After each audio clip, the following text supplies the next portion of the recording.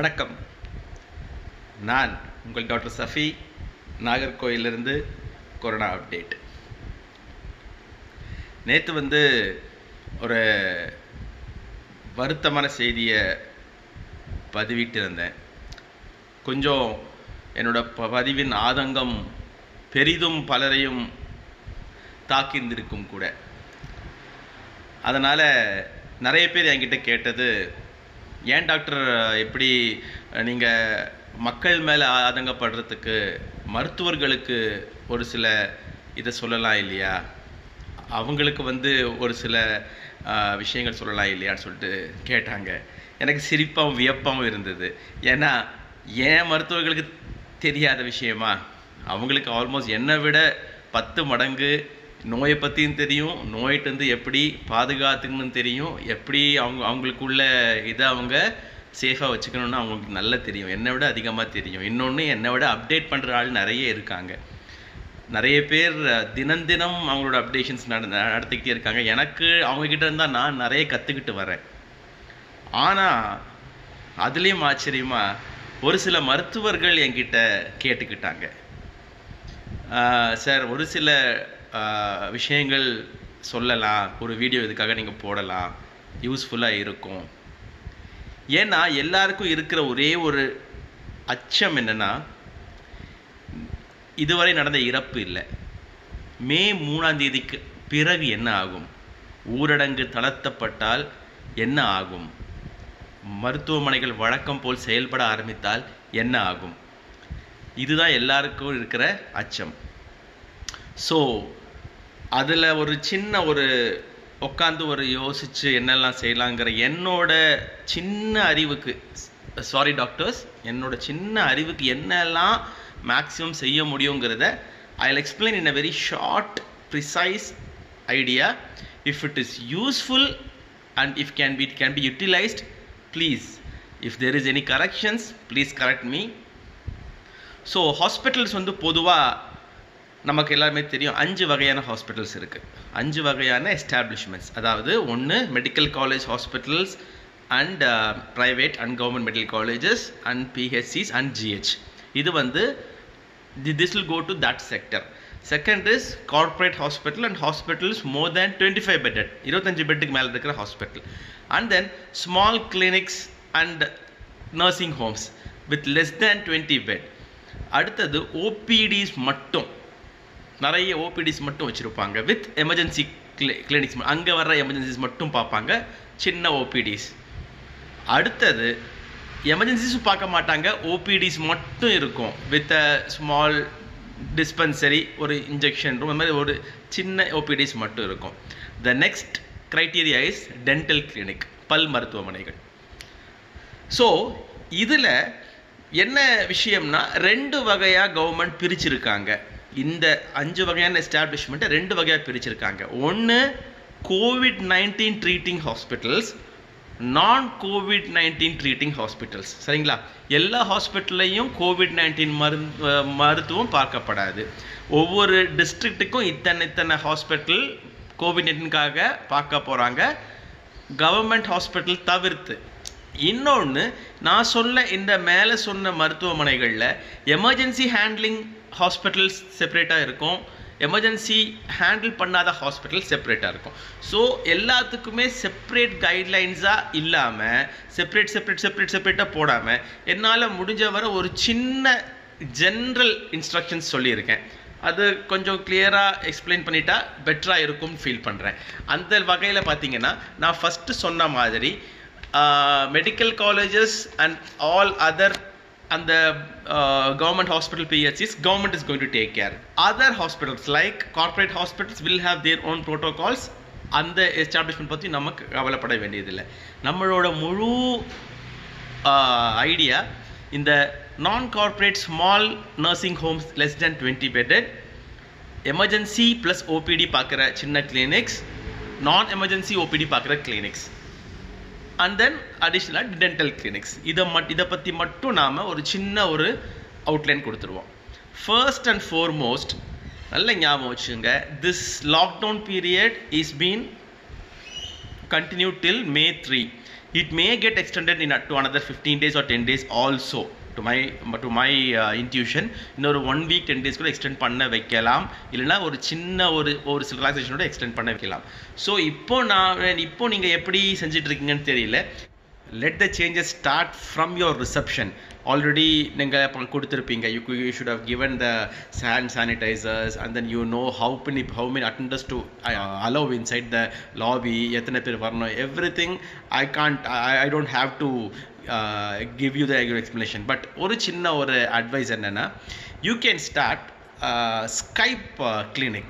எப்படின்னா, if it is a well-to-do society, a receptionist should get a complete details of this particular patient with their phone number and everything, and the hospital should have a Skype connection which can connect the doctor to the patient directly. You can ask the complaints and the presenting history with signs எல்லாம் நீங்களே பார்த்துக்கலாம், எல்லாம் செய்யலாம். You can send the online prescription which can be chargeable as an online consultation. Adi you can think about it. Second thing, முக்கியமாக இதில் வந்து emergency care பார்த்தீங்கன்னா, நம்ம ஆல்மோஸ்ட் ஸ்பெஷாலிட்டிஸில் எமர்ஜென்சி கேர் ஆல்மோஸ்ட் எல்லா ஸ்பெஷாலிட்டியும் எமர்ஜென்சி தான். அதில் ரொம்ப முக்கியமாக OBG, obstetrics and gynecology, pediatrics, critical care medicine, that falls under almost everything. அது நியூரோவாக இருக்கலாம், கார்டியோவாக இருக்கலாம், நெஃப்ரோவாக இருக்கலாம், almost everything will fall under critical care medicine. And then surgery. இதில் வந்து சர்ஜரி வீணோ, எலக்டிவ் சர்ஜரிஸ்க்கு ப்ரோட்டோகால்ஸ் இருக்குது. எலக்டிவ் சர்ஜரிஸ் எப்படிலாம் பண்ணலாங்கிறது சர்ஜன்ஸ் நோ, என்னெல்லாம் ப்ரீரிக்வெஸ்ட்ஸ் இருக்குது, அவங்க அதை பார்க்க போகிறாங்க. Critical care medicine very importantly, அது கொரோனா ட்ரீட் பண்ணுற ஹாஸ்பிட்டலாக இருந்தாலும் இல்லாட்டாலும் intensive care unit should be completely protected. ரொம்ப ரொம்ப ரொம்ப சேஃபாக இருக்கணும். பிகாஸ் நம்ம பேஷண்ட்ஸ் வந்து they are innocent and sometimes ignorant, sometimes they are very arrogant. அப்போ அவங்க வந்து முக்காவாசி they will not give you a proper history, they will somehow hide almost everything. அதனால நம்மளோட யூஷுவலான அந்த ஆர்வ கோளாறு, அந்த உடனே போயிட்டு அவங்கள இது பண்ணுங்கிற இதை கொஞ்சம் தள்ளி வைப்போம். Definitely almost every one including me படிக்கும் போதுலேருந்தே நமக்கு அந்த ஆர்வக்கோளாறு, பேஷண்ட்டை பார்த்த உடனே ஒரு நம்மளோட அந்த இது வர ஆரம்பிச்சிடும். உடனே நம்ம போய் ஓடி போய் செய்கிறது. Everything should be regulated. எல்லாத்துலேருந்து தள்ளி நில்லுங்க. Take a clear proper history, probe each and every question. ஒன்று விடாமல் நோண்டி ஹிஸ்ட்ரி எடுக்க பாருங்கள் வித் அட்டெண்டர்ஸ் அண்ட் எவ்ரிதிங். முக்கியமாக நான் சொல்ல வேண்டியது, கிரிட்டிக்கல் கேர் மெடிசனில் make sure you have good backup support with consultants and your staff. அடுத்தது வந்து OBG obstetrics and gynecology. நமக்கு நிறைய அவங்க ஃபாக்ஸி நிறைய ப்ரோட்டோகால்ஸ் கொடுத்துருக்காங்க. they know what all things to be considered. ஏன்னா இந்த டைமில் வெரி பிஸி பீப்புள்னா அவங்க தான். they can't neglect any one single case. அவங்களோட நிலைமை அந்த மாதிரி. so it's better to be very safe OBG. then என்னுடைய ஸ்பெஷாலிட்டி பற்றி வரேன். this will cover almost normal OPDs and everything also. ஒரு ஜென்ரல் OPD, ஒரு ஜென்ரல் ப்ராக்டிஷனர் OPD எல்லாமே பீடியாட்ரிக்ஸோட ஐடியாஸில் கவர் ஆகிடும். ஸோ ஒரு பீடியாட்ரிக் OPD என்ன பண்ணலான்னா, paediatric OPDs can be divided into two. நம்ம எல்லாருக்குமே தெரியும், ஒன்று newborn OPD, another is general paediatrics OPD. இது ரெண்டுத்துக்குமே செப்பரேட் டேஸ், செப்பரேட் டைமிங் இருக்கிறது நல்லது. நல்ல ஞாபகம் வச்சுங்க. If it is a well baby clinic and a vaccine clinic, separate day, separate timing. If it is another general pediatrics clinic, separate timings, separate staffs. General pediatrics separate staff, newborn and well baby clinic, vaccination clinic separate timings and separate staff. ரொம்ப முக்கியம். So waiting area should not be crowded. Even the chairs, photoல போட்டிருக்க மாதிரி chairs கூட ஒன்றா இருக்கக்கூடாது. These chairs are not allowed. Separate distancing chairs இந்த மாதிரி லாபியில் போட்டுறது நல்லது. அது நீங்கள் இருக்கிற ஸ்பேஸ் கன்ஸ்டன்ட் இருந்தாலுமே இருக்கிற மாதிரி இருக்கிற இதுக்கு உள்ள ஒரு 4 சேர் போட முடிஞ்சா 4 சேர் மட்டும் போட்டால் போதும்.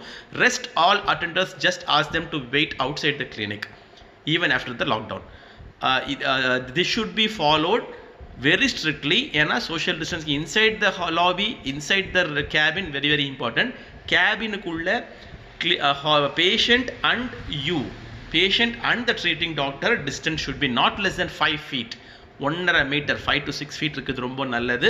அதே மாதிரி patient should be facing the other way, நேராக ஃபேஸ் பண்ணாமல் அதர் வே ஃபேஸ் பண்ணுறது ரொம்ப நல்லது. முக்கியமான விஷயம், at any cost you should never examine the throat. Throat examine பண்ணவே பண்ணாதீங்க. ஆஸ்கல்டேஷன் ஆல்சோ பக்கத்தில் இருந்து செய்யவே செய்யாதீங்க. If it is needed make it as an like cardiac auscultation ரொம்ப பெருசாக நமக்கு எப்போவுமே தேவைப்படாது, unless otherwise it's warranted.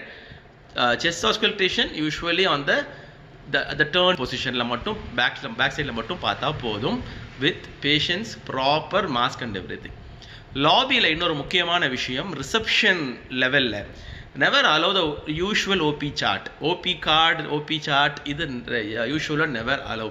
Otherwise OP chartக்கு மேலே there should be a paper pinned, ஒரு A4 sheetல பாதி போதும்.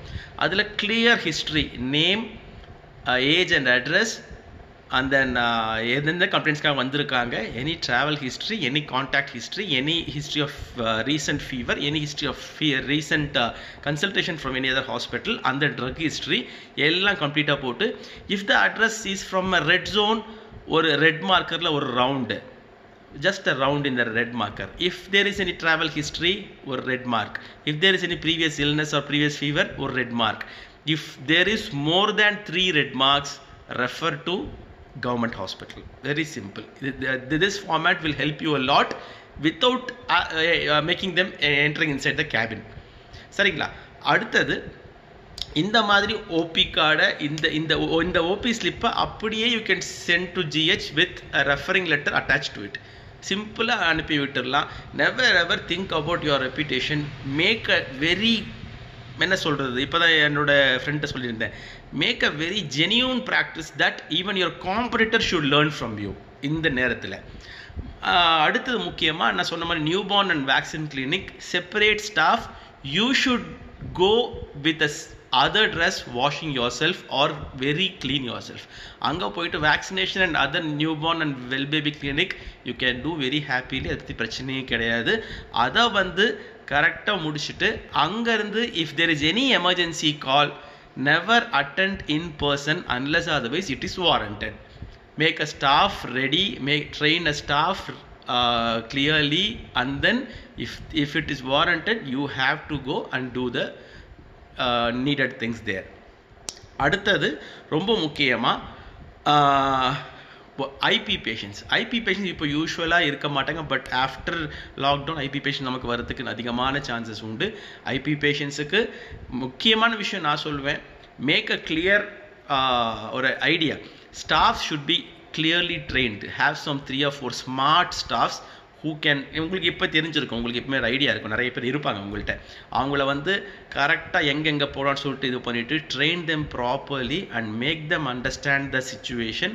அவங்களுக்கும் ரொம்ப முக்கியம் ப்ராப்பர் பிபிஇஸ் கொடுக்கணும், proper mask, everything. If there is any need for an IV prick or a blood withdrawing procedure, gloves is very very important. Distancing இருந்தாக்கா ask them to wear a நம்ம face shield also. ஏன்னா blood prick கண்டிப்பாக ரொம்ப க்ளோஸில் இருக்கும்போது நீங்கள் கண்டிப்பாக advise பண்ணுங்கள். Never think about all those disposables. You can do that at the cost of the patient because they have to pay in this time. நான் சொன்ன இந்த க்ரைட்டீரியா ஆல்மோஸ்ட் ஆல் ஸ்பெஷாலிட்டிஸ்க்கு it can be applied with small minor differences. And then at last I should not forget this, anesthetist, a very crucial area. Anesthetist and ENT never ever examine the throat. Ophthalmologist be very careful with face shield and everything. இதில் வந்து dental surgeons also I will include. ரொம்ப கேர்ஃபுல்லாக இருங்க. Triple mask, face shield, spectacles, double gloves ரொம்ப கேர்ஃபுல்லாக செய்யுங்க. I think there are so many new instruments also. Even N wife சொல்லிட்டு இருந்தா, they have brought so many new instruments which will not spray out the இது வாயிலிருந்து, அது மாதிரிலாம் வந்திருக்குன்னு சொன்னாங்க. If it is possible, if affordable, அதெல்லாம் கூட you can add it in your practice. And then ரொம்ப முக்கியமாக அனஸ்தெசிஸ்ட் ரொம்ப கேர்ஃபுல்லாக. இப்போ இந்த மாதிரி புது வகையான இன்டுபேஷன் இதெல்லாம் வந்திருக்குன்னு போட்டிருக்காங்க. பிகாஸ் அவங்க தான் தொண்டைக்கு பக்கத்தில் போய் உயிர் காக்கக்கூடிய சிகிச்சை பண்ணக்கூடியவங்க. அந்த நேரத்தில் சுவாசம் எடுக்க முடியாதவங்களுக்கு டியூப்பை போட்டு காப்பாற்றக்கூடியவங்க. அவங்களுக்கு மிக எச்சரிக்கையாக இருங்க. உங்களுக்கான மிக பணிவான வேண்டிகோள் இது. Lastly, I should not forget this. Duty doctors, on duty doctors, நமக்கு தெரியும் junior doctors and senior residents, ரொம்ப கேர்ஃபுல்லாக இருங்க. Hospital owners or the directors should give them quarantine time. Quarantine is very important to all duty doctors and the staff nurses on duty. The quarantine rotation is very, very important. That should be maintained till June end. ஒரு நாள் டியூட்டினா give them quarantine of at least 2 days. அதுக்கப்புறம் let 2 other alternative person take the duty. The third day let the doctor or the staff come back to the duty again. This is very important in all the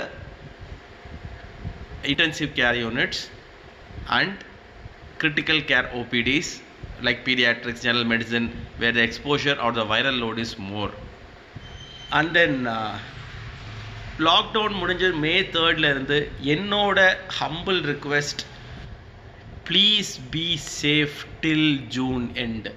June end வர கண்டிப்பாக சேஃபாக இருங்க. At least we have to cross 4 or 5 incubation periods. This bug is notorious.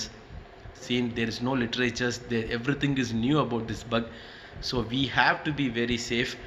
And June end, ஜூலைக்கு அப்புறம் நம்மளோட usual OPD practices will start. ஒரு பெரிய பிரச்சனை இல்லாமல் ஆரம்பிக்கும்னு நினைக்கிறேன், hopefully. Anyway doctors, this is an exclusive video for you all. Remember me in your prayers. Thank you.